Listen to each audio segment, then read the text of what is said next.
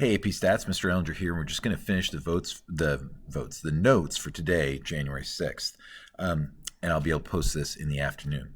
So the question is, what's the sampling distribution of p hat 1 minus p hat 2? Okay, what did we just do? So just a reminder that we just talked about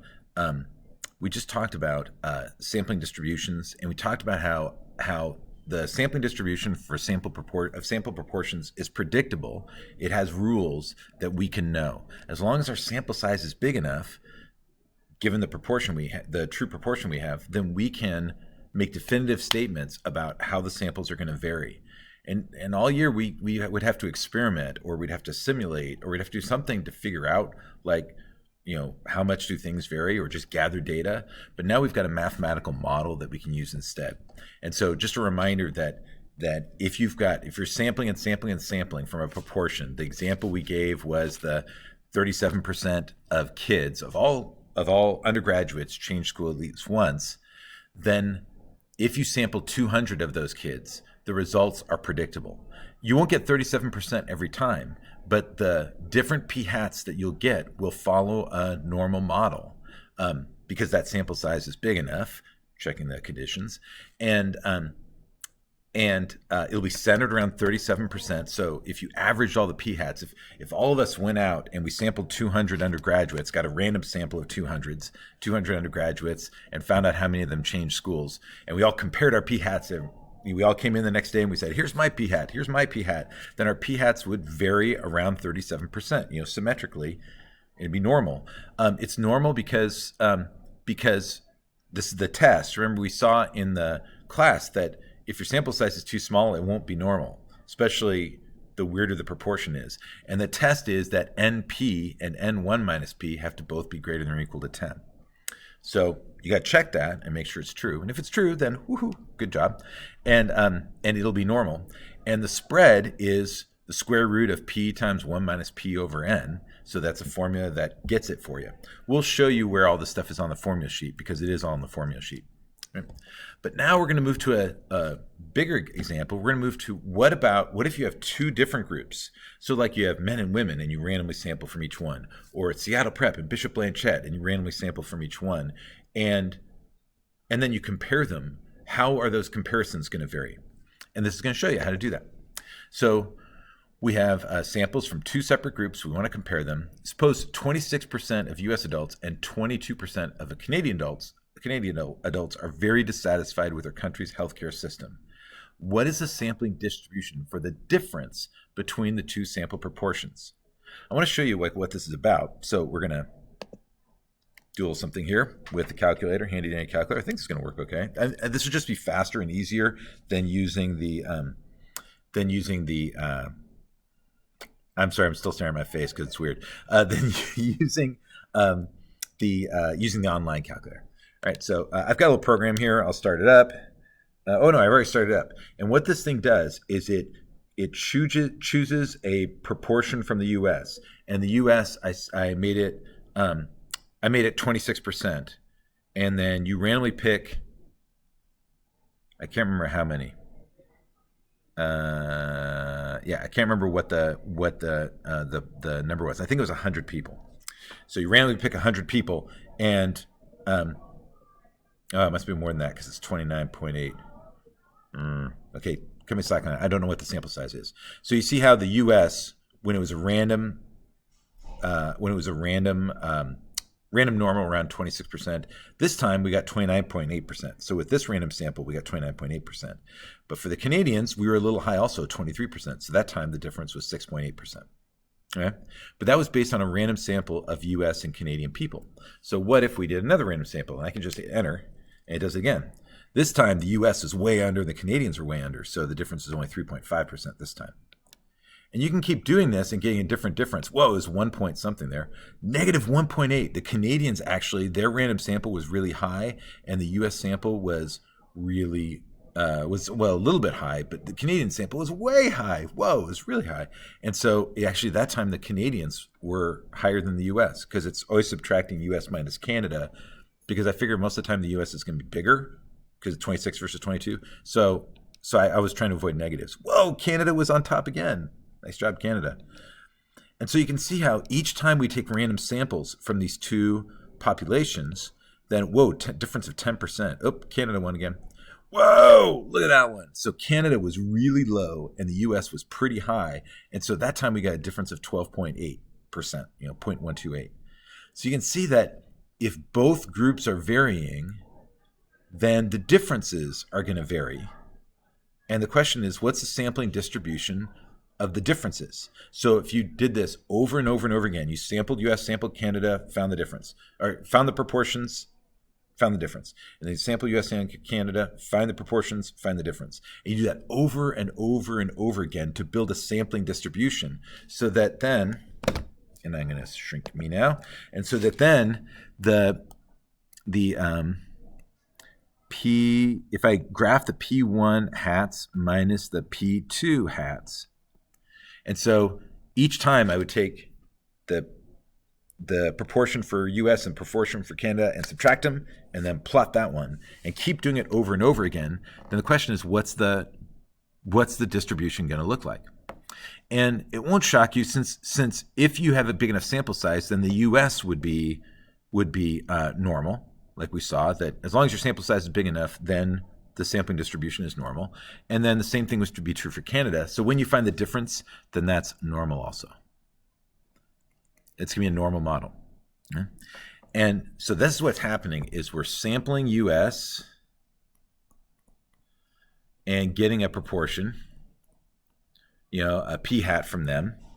And then we're sampling Canada and getting a p hat from them. So p hat C and proportion p hat U for US. And then we're subtracting them to get a number. And then we're doing it over and over and over and over and over again. Okay? So we're going to end up with something that's going to be about a normal model. So what do we know? We know that as long as the sample size is big enough, that the US is normal and Canada is going to be normal. And so the difference is going to be normal. Okay? Example of sample results. So I could just show you a couple, so this is US and Canada. We could get US 29.4 and Canada 16.6. And that time we get 12.8, or we should write it as 0.128. And then next time I'm doing another one on my calculator. The US was still high, 28.7. Canada was a little high, 24.6. The difference was 0.041. Okay. And we could keep doing this over and over and over again. So when we keep doing this, P1 hat minus P2 hat, we keep working all these, that means that the standard deviation of one minus the other is going to be,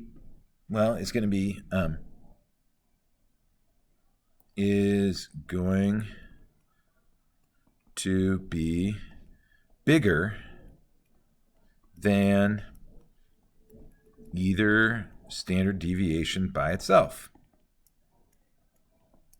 Because one's varying and the other's varying. We saw this last chapter with sampling distributions. Because they're both varying, then you're going to have some times when you're really, really far apart, and you're going to have a lot more variability because you have two things varying, not one. So what do we know about the sampling distribution? Well, we actually know everything about the sampling distribution. We have enough information. So what's the center going to be? And the center is going to be P1 minus P2. Just the difference in the two proportions. Just checking my time. Okay. What's the shape going to be? The shape is going to be normal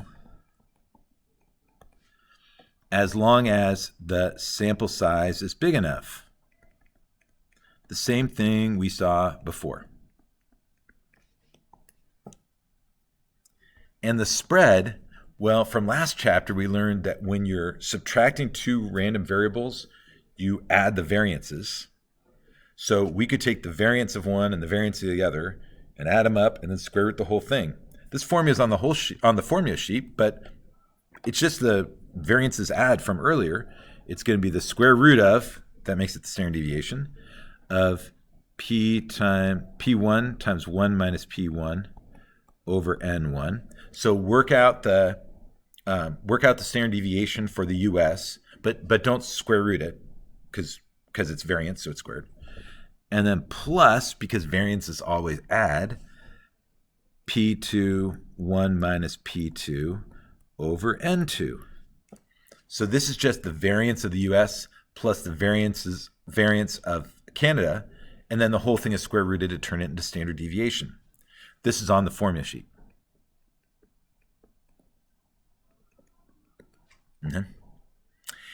So we can work out this information. And so we can work out this information for this problem here. And so we're going to do that right now.